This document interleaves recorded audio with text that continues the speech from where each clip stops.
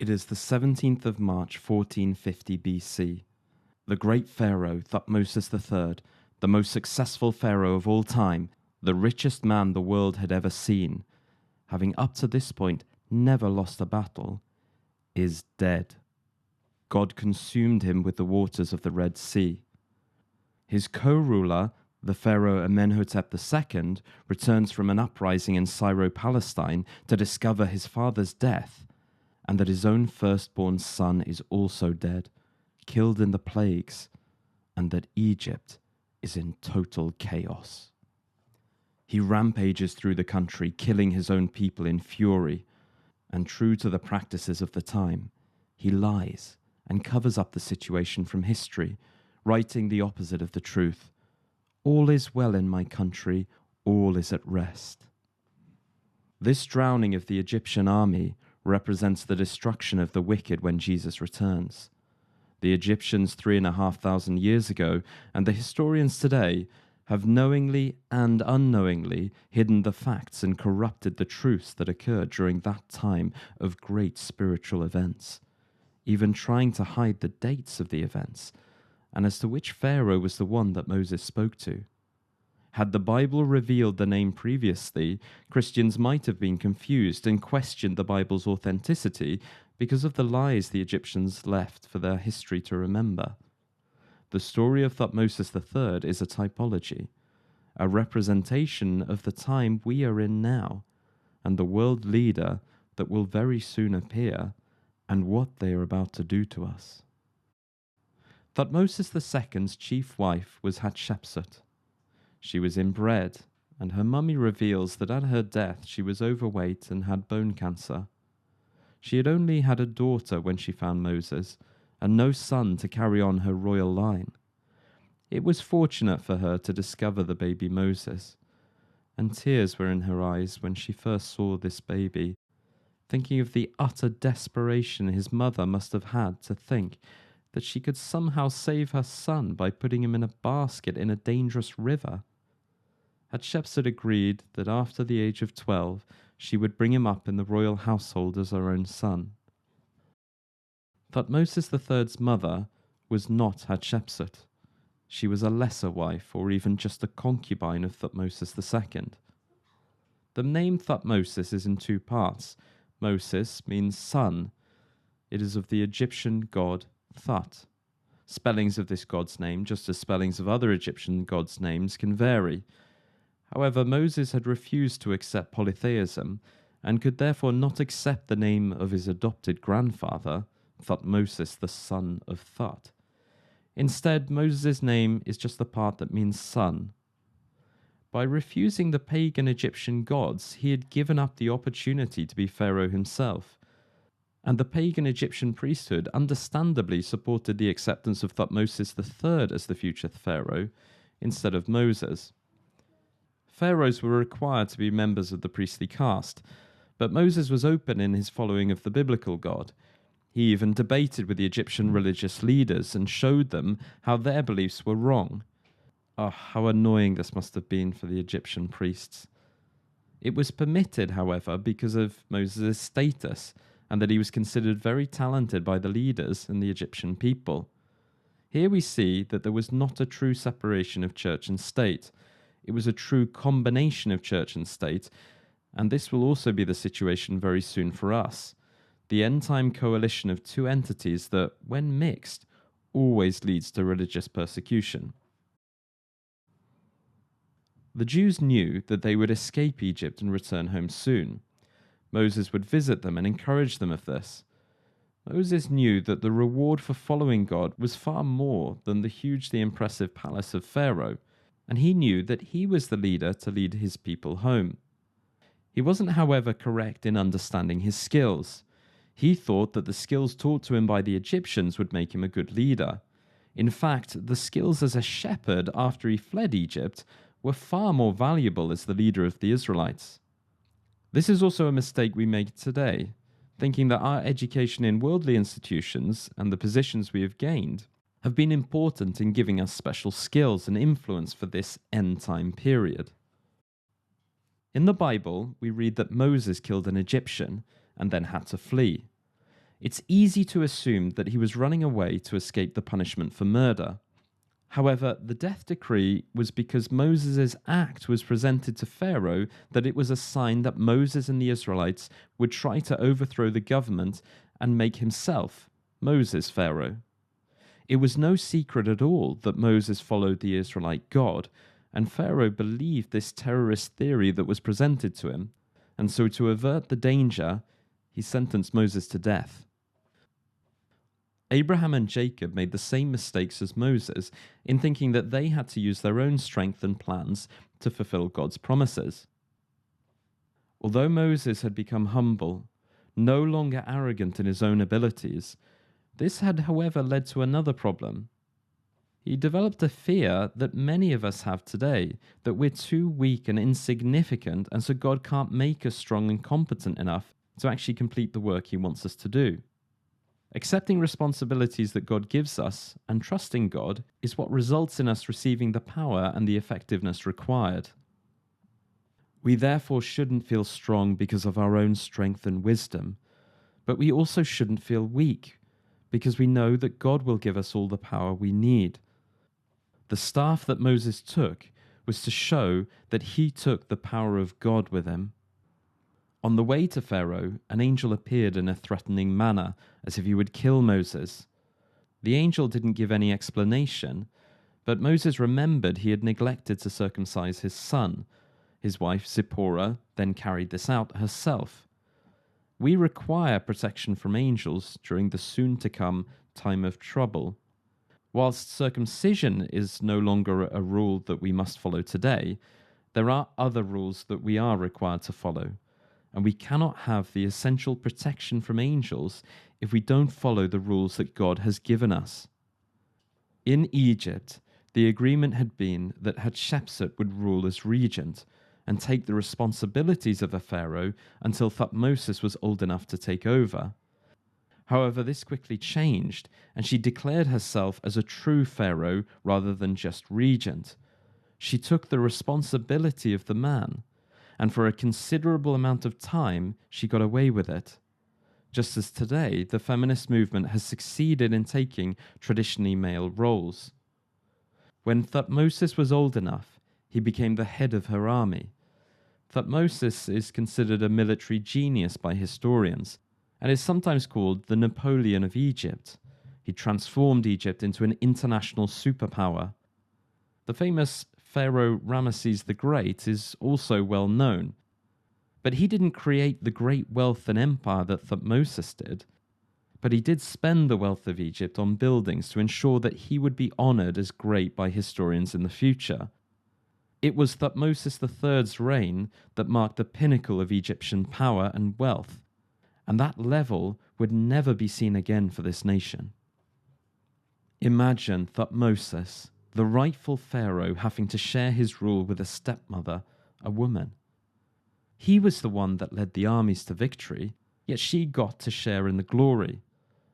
I wonder if he was worried that the history books may not have given him the glory that the pharaohs were so keen to show off.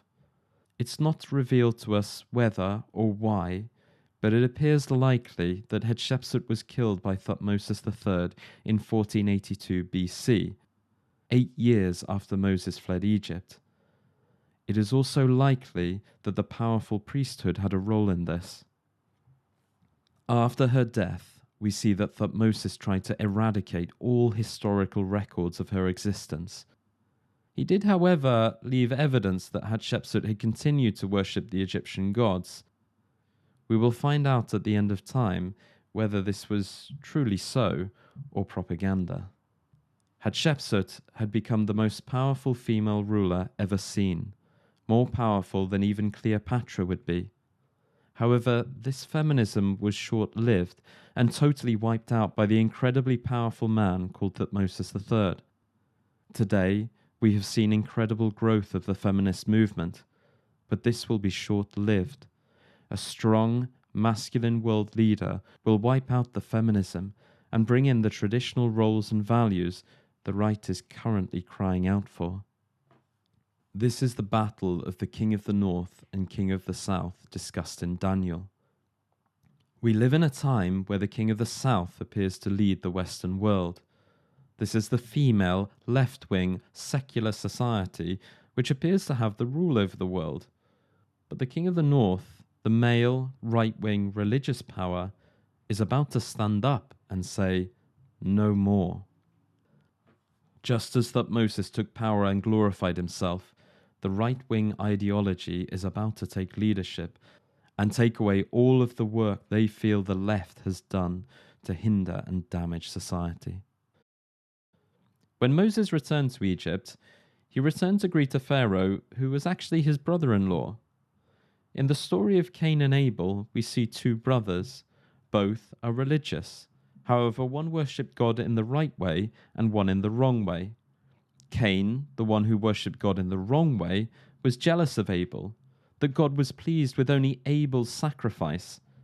At the end of the world, Satan will make the fallen churches angry with God's true church, and the corrupted Cain churches will try to kill the pure Abel church.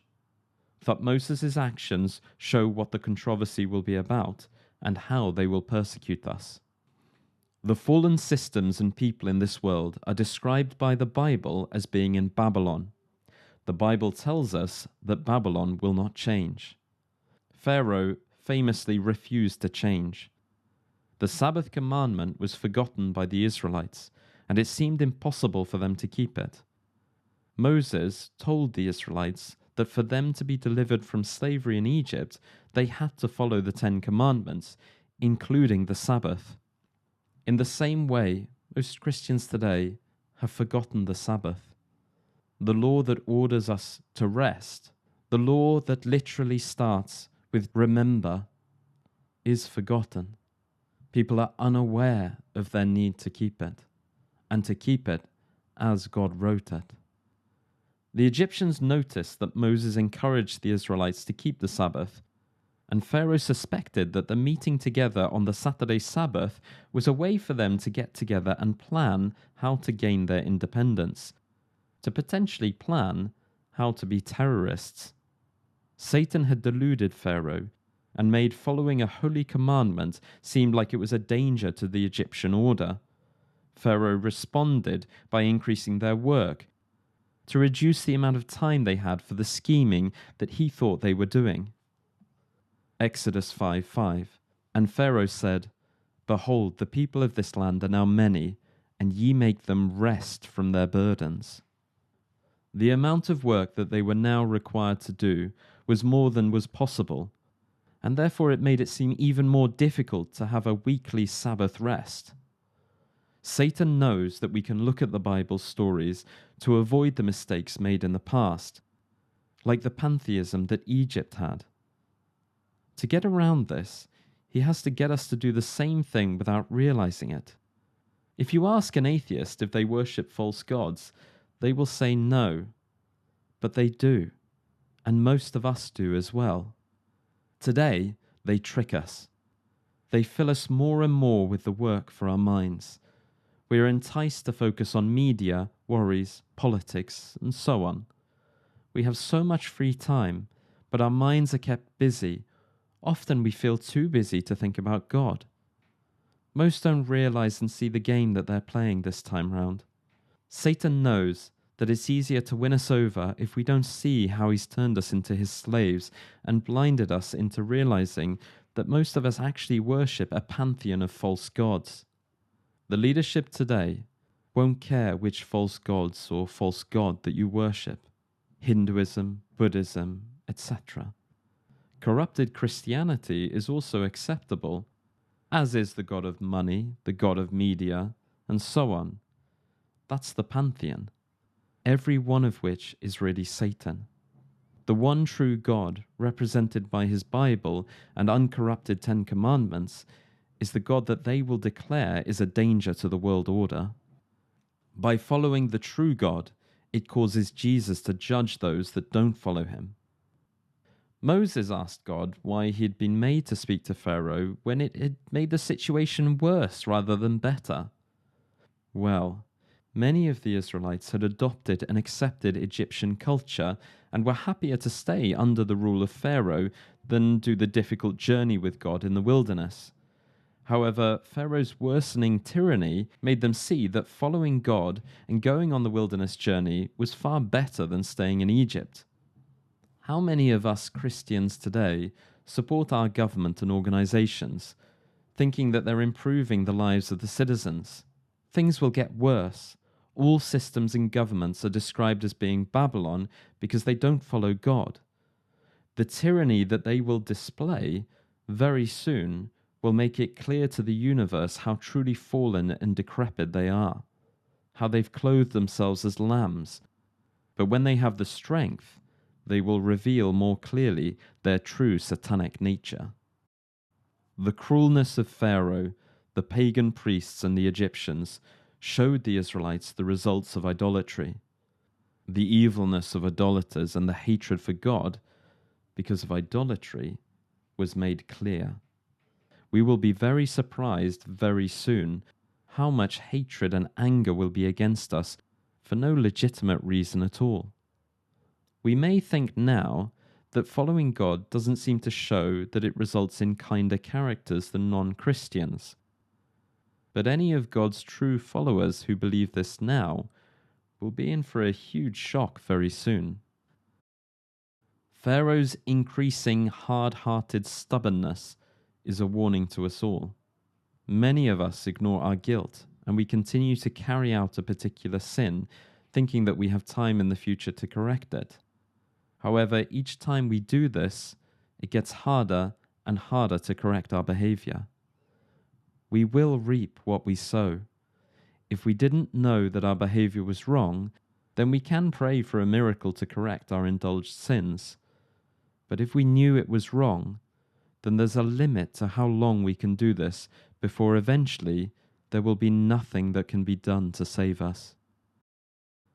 When the plagues came, the magicians tried to explain them away. How is this different from the worldly scientists today saying that spiritual events and signs can be explained away by natural causes? I'm not talking about real science. There are scientists looking and finding real truth. But there are also areas where answers are found by making theories, and evidence is misapplied and misinterpreted so that it looks as if their theories are proven. We see the insanity of these scientists and wise thinkers today. The insanity is growing. These are just magicians, theorists, people that think that wisdom can come from human minds separated from God.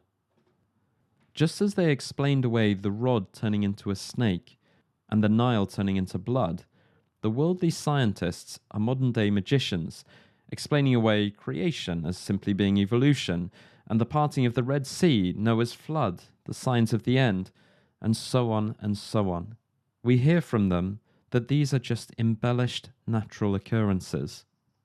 When the Egyptians changed their minds and chased the Israelites to the Red Sea, it was because the men that the Egyptians considered knowledgeable and wise said that all the plagues had been from natural causes, just as biologists, climatologists, and many of the respected ists of this world managed to make the world ignore the overwhelming evidence for God, and instead make excuses and theories for everything being caused by natural means. The priests also encouraged Pharaoh to be stubborn. This will also be seen in our time of trouble. Very soon, the religious leaders, even the Christian religious leaders, and even some from the Seventh-day Adventist Church, will turn on us and tell people not to believe what we say and to judge us as guilty. The world will watch this as we are in courts defending ourselves. Moses asked to sacrifice animals to God. However, the Egyptians considered these animals as sacred, and so if they sacrificed them in Egypt rather than in the desert, the Egyptian people would have seen them kill their holy animals, and this was considered a crime punishable by death. It was therefore not safe to sacrifice them in Egypt. True Christians don't worship the false animal gods, just as today we don't worship the things that the world worships. Instead of worshipping money, we give our money to the true God. Instead of glorifying our bodily desires, We give our bodies to God. None of these created things are our gods, and we show that by our willingness to give them free willingly to our God, just as the Israelites sacrificed the Egyptian animal gods to give them to the God that had created them. The fallen churches, which are the majority in this world and hold the most worldly power, will make a law, just as Thutmoses did, and say that we cannot rest, we cannot keep our Sabbath, and eventually this will be a law that is punishable by death. Thutmosis had 10 plagues. The persecution we are about to have will result in 7 plagues. But the systems of this world will not change. They are stubborn, and the system, the leadership, will get more angry with God and his people when the plagues fall. They will attempt to kill us, but after a short period of this persecution, we will be rescued by Jesus and by a great miracle from God, just as the Israelites were rescued by Jesus parting the Red Sea. The walk they took through the Red Sea is the walk that God tells us to take today. It may look like a dark and dangerous walk. We may not see the end point or how far we have to go, but we follow God nevertheless, and we trust that he will rescue us from all danger, and with him we will complete this path that he's told us to make. Once the Egyptians were killed in the Red Sea, Miriam, Moses' sister, led a song of praise to God. We will also do that after an even greater deliverance when Jesus returns. Revelation 15:3. They sing the song of Moses, the servant of God, and the song of the Lamb. Thutmoses III's son, Amenhotep II, had lost his own firstborn son in the plagues. This was covered up by the Egyptians by the dream stellar, where his second-born son, Thutmoses IV, said that he was made pharaoh over his older brother because the Sphinx had rewarded him for removing the sand that covered its feet. Satan clearly wanted history to hide what God had done in Egypt. Thutmoses IV's grandson, Akhenaten, would eventually come to power, and he was a pharaoh that rejected the Egyptian polytheism and appeared to accept Judaism. The Egyptians also tried to cover this up. However, they did not manage to cover up the hymn of Akhenaten, which we can see shares too much with Psalm 104 to ignore. We have to remember that God brought plagues on Egypt to help them, to show them who the true God is. Their false gods had no evidence to support them, but we humans are stubborn, and we usually choose what we want to believe, and we invent our own evidence, ignoring the evidence God has given us. We're in the time of great stubbornness now, and most Christians have not acknowledged that the signs of the end have already been shown to us. We need to remember to be very cautious of the danger of listening to the famous and powerful people of this world, and we need to be willing to question the doctrines we've been taught all of our lives. Many of us think we have Christian beliefs, but they're not in line with the Bible. Satan will make us think, through the famous ists and wise people of this world, that we have evidence for our beliefs. However, God is still desperate to prove to us what the truth is. If you want to see the body of Thutmoses III, then you can't. The body in the Cairo Museum is fake, yet another lie because of their Satan-inspired stubbornness and pride. Thutmoses ruled for 54 years. The mummy that was buried in his tomb is far too young. It would have been embarrassing for the Egyptians to not have a body. This would have revealed to the generations below that this pharaoh had died and destroyed his own country. Instead, it appears likely that a courtier was chosen and mummified to hide their failure. If you would like to see the monuments that Thutmoses III commissioned, there are several. The largest one, the one that is the largest freestanding ancient Egyptian obelisk in the world, originally stood outside the Great Karnak Temple. This was moved to Rome. Satan had inspired men to place this in the center of the Circus Maximus, the primary place that Christians were tortured and killed. Those martyrs were the spiritual descendants of the followers of God that angered Thutmosis and Satan so much. It's almost as if revenge was being sought. Today it is in the Lateran Square, in which you will also find the Pope's Palace, the cathedral and seat of the papacy, and the steps that Martin Luther climbed and declared as corrupt. Another is in Istanbul, another in New York, and a final one in London. The world has tried to make us forget this Pharaoh and what he did. They tell us Ramesses was the Pharaoh of the Exodus, and just as the Egyptians did, they hide the historical evidence of God's people in Egypt and the lasting effects which resulted in the short-term conversion of many Egyptians to Judaism, known as Artanism. And today, they are desperate to hide that we're on the precipice of the end of the world, that the plagues and events of Egypt will be repeated, and they hide that the vast majority of Christian leaders are deluded and are leading us to total destruction.